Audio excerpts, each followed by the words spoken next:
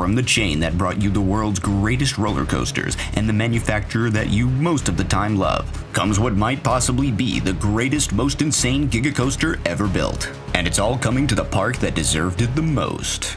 And now that I'm done talking about the Knott's Berry Farm Giga, let's get into Orion. Or as autocorrect will have it, Onion. Wait, what? We can't make that joke? Why not? What's wrong with... Wait, somebody beat us to it? Who?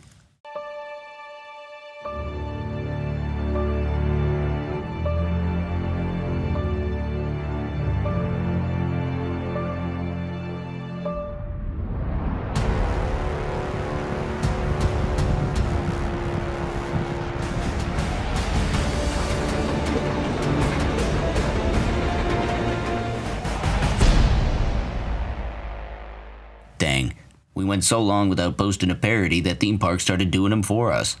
We've been beaten at our own game. Ever since the debut of Millennium Force in 2000, you've asked for a taller, faster, and better ride 4 hours south at Kings Island. You love the intensity of I-305, the airtime of Leviathan, and the length of Fury. Now ride a Giga that features none of those. You know, all those years when we said we wanted a Giga, what we really meant was we wanted Fury. Not to sound entitled or anything, but I'm gonna proceed to sound entitled and say that this isn't gonna be that great. How dare you try something new? And I'm gonna continue complaining until the ride opens, when I naturally give you all my money, wait 3 hours to ride it on opening day, and state it's actually really good, and I knew the whole time it would be. I was just testing you. You've ridden rides like Apollo's Chariot and Phantom's Revenge, who each feature drops bigger than their height, but never thought to question whether it was a true hyper or not. Now, when Kings Island does the bare minimum to classify their ride as a Giga, suddenly it's the most horrible thing in the world. Like, guys, you realize there's absolutely no way you'd be able to tell the difference if an additional 13 feet were added to its height. See, this is why theme parks don't like enthusiasts. If you have such a big problem with it, then why don't you help pay for all the extra steel and design changes and see if that makes it better?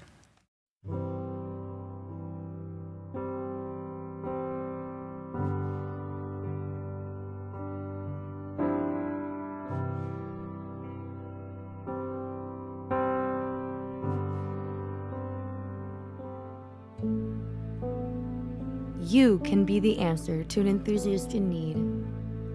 Please call the number on your screen right now.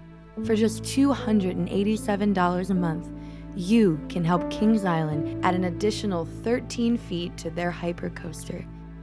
Together, we can get coaster enthusiasts to shut the up. If you call in the next 30 minutes, we'll even send you a photo of an enthusiast whose life you're mildly improving. Can someone pass me my credit card? Gaze in awe as a bright blue monstrosity shoots up over Kings Island, towering over every other ride in the park. Anyone else notice how all the lift hills in the park face the same direction? What exactly do they want us to look at? This isn't Cedar Point, people. There's not a giant body of water around us. That's a suburban neighborhood in southwest Ohio.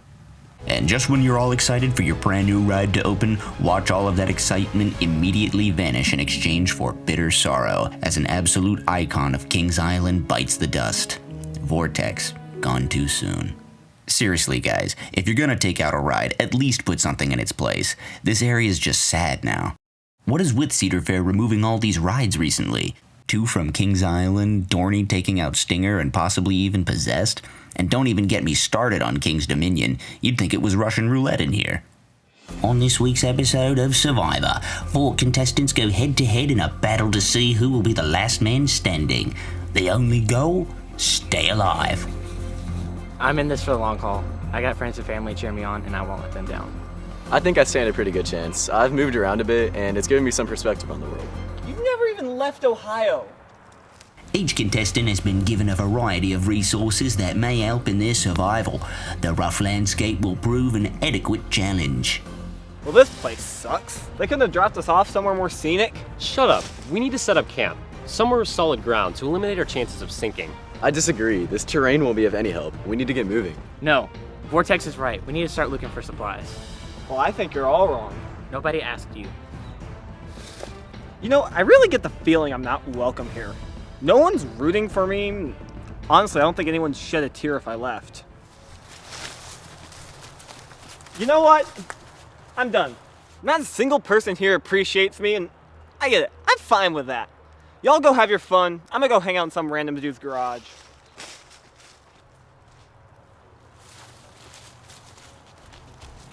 With just 3 contestants left, work continues as each individual struggles to stay alive. Days go by and everyone is still in, but something is about to happen that will change the game forever.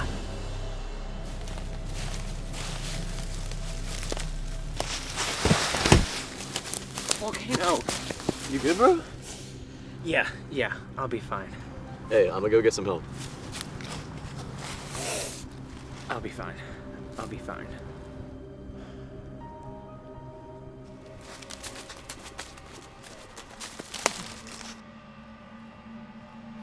Hello?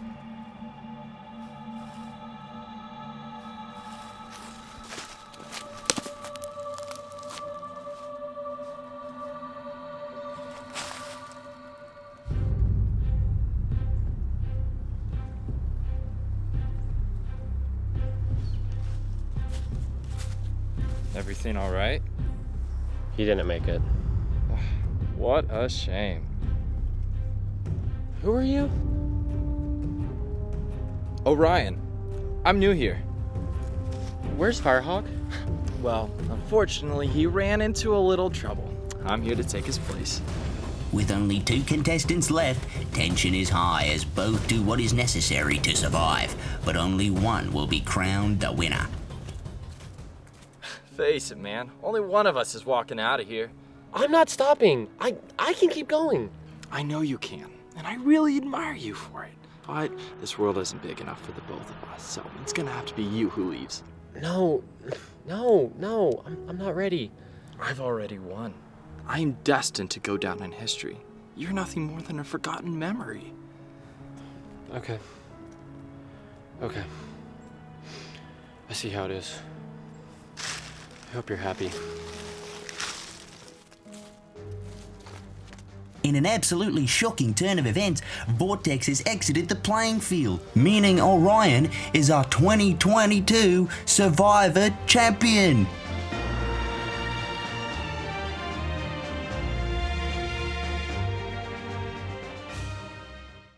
Well, that was depressing.